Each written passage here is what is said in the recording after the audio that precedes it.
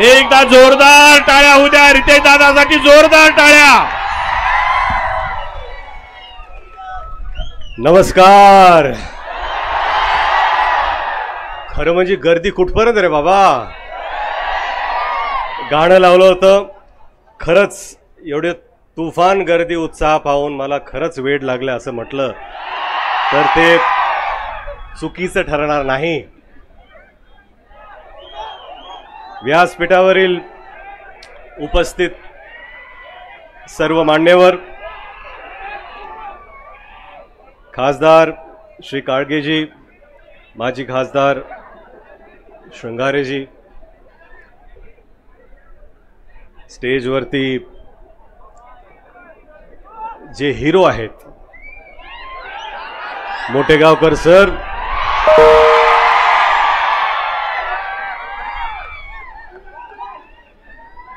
आणि ज्यांच्या प्रचारार्थ हा युवकांचा मेळावा इथे होत आहेत ते माझे लाडके मोठे भाऊ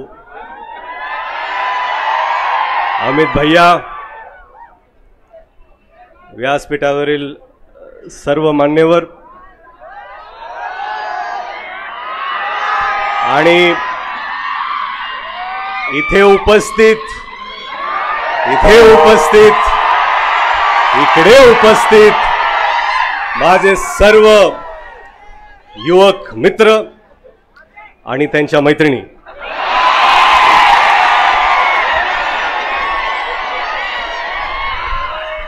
आणि त्याच मित्रांच्या काही भगिनी,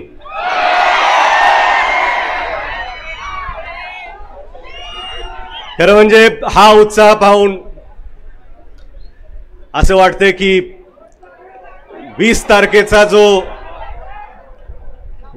मतदान आहे आणि 23 तारखेचा जो निकाल आहे तो आजच लागला आहे असं जर म्हटलं तर तेही चुकीचं ठरणार नाही.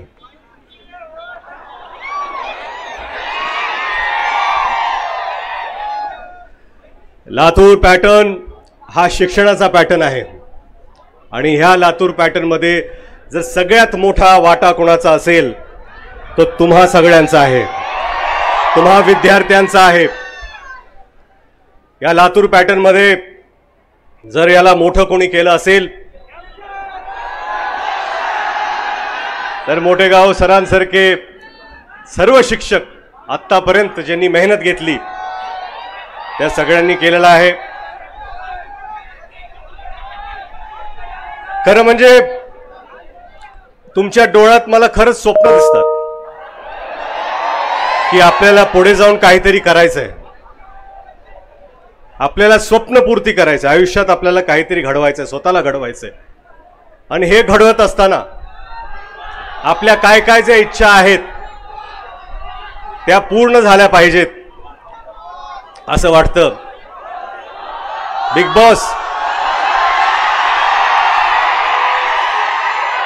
मी खरं सांगू का, लातूर शहराचा हक्काचा आणि तुमच्या प्रेमामुळे झालेला एकच बिग बॉस आहे आणि ते आहेत अमित भैया.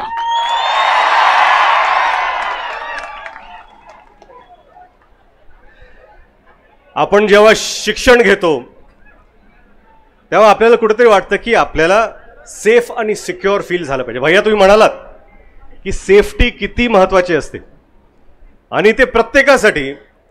ही जी सेफ्टी आहे ही आत्तापासून नाही आहे, ही जी सेफ्टी आहे ती विलासराव देशमुख साहेबांपासून प्रामाणिकपणे जो त्यांनी वारसा सुरू केला होता लातूर पॅटर्नचा.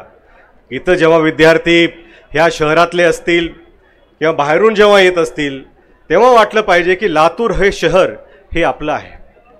आपण कधीही बाहेर गेलो तरी आपल्याला वाटलं पाहिजे की आपण सुरक्षित आहोत. आणि ही जी फिलिंग आहे, हा जो भाव आहे तो प्रामाणिकपणे देण्याचं काम मला वाटतं अमित भैयांनी गेल्या 15 वर्षापासून केलेलं आहे. आणि हेच काम पुढे जाऊन अजून काही काही आपल्याला मिळणार आहेत. भैया आत्ताच म्हणाले की एक इंडोर स्पोर्ट्स क्लब,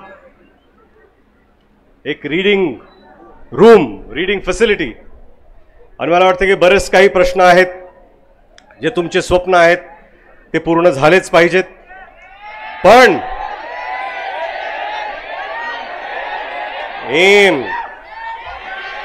एमचं स्वप्न तर आहेच. मोठेगावकर सर, तुमचा एम काय आहे ते भैयाने आम्हाला सांगितलाच, पण तुमचा एम कधीच चुकत नाही हेही आम्हाला माहिती आहे. म्हणून मला वाटतं की तुमच्या वतीने मी भैयांना सांगतो की कृपया एम साठी आपण प्रामाणिकपणे प्रयत्न करावा. लातूर, जेव्हा मी बाहेर जातो तेव्हा खरंच मला प्रत्येक जण म्हणतं की लातूर मधलं जे शिक्षण आहे ते एकदम एक नंबर आहे, महत्त्वाचं आहे, आणि तेच तुम्ही सगळ्यांनी पूर्ण केलं पाहिजे. तुमची जी स्वप्न आहेत ते भैया साकारतीलच, पण येणाऱ्या 20 तारखेला किती लोक मतदान करणार तिथे? अरे बापरे, चांगलं चांगलं. आणि ज्या लोकांना इकडे पण आहेत बरेच मतदान आहेत, आहे का मतदान? नाही, तो खंदर उभा आहे तो. हा अच्छा, ज्यांना नसतील त्यांनी प्लीज आपल्या घरच्यांना सांगा की घेऊन जाऊन येणाऱ्या 20 तारखेला हाताच्या पंजावर बटन दाबायचं आहे. आपला उमेदवार एक नंबर, लिस्ट मध्ये नाव एक नंबर, आणि महाराष्ट्रामध्ये लीड पण एक नंबर लागली पाहिजे. हे लातूर आहे पिल्लू. लातूरचा अजून इंगा बघितला नाही लोकांनी, ती आता, आणि तो इंगा दाखवण्याची आता वेळ आलेली आहे.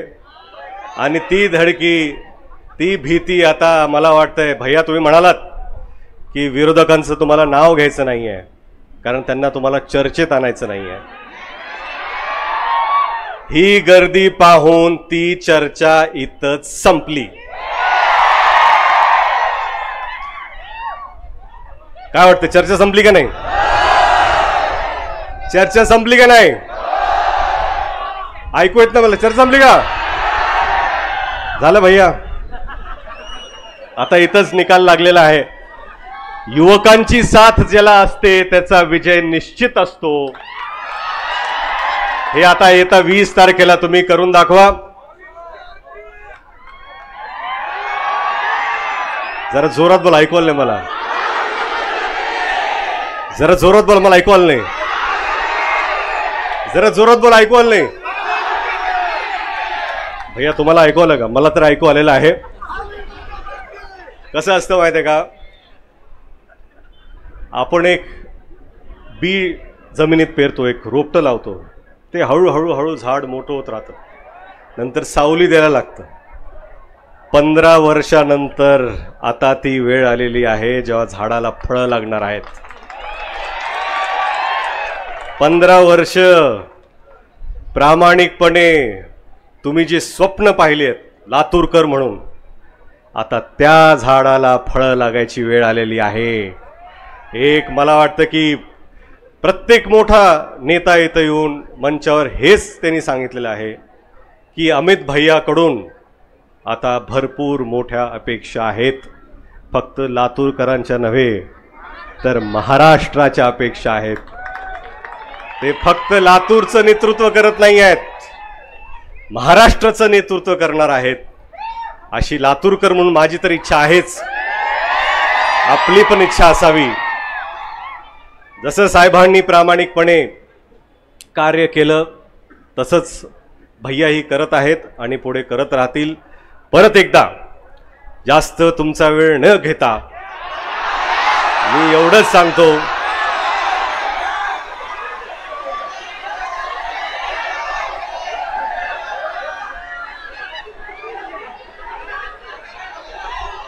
आपल्याला आपला हात भारी, दुसऱ्याला आपली लात भारी. येत्या 20 तारखेला च्या मायलाच आपली लीडच लय भारी.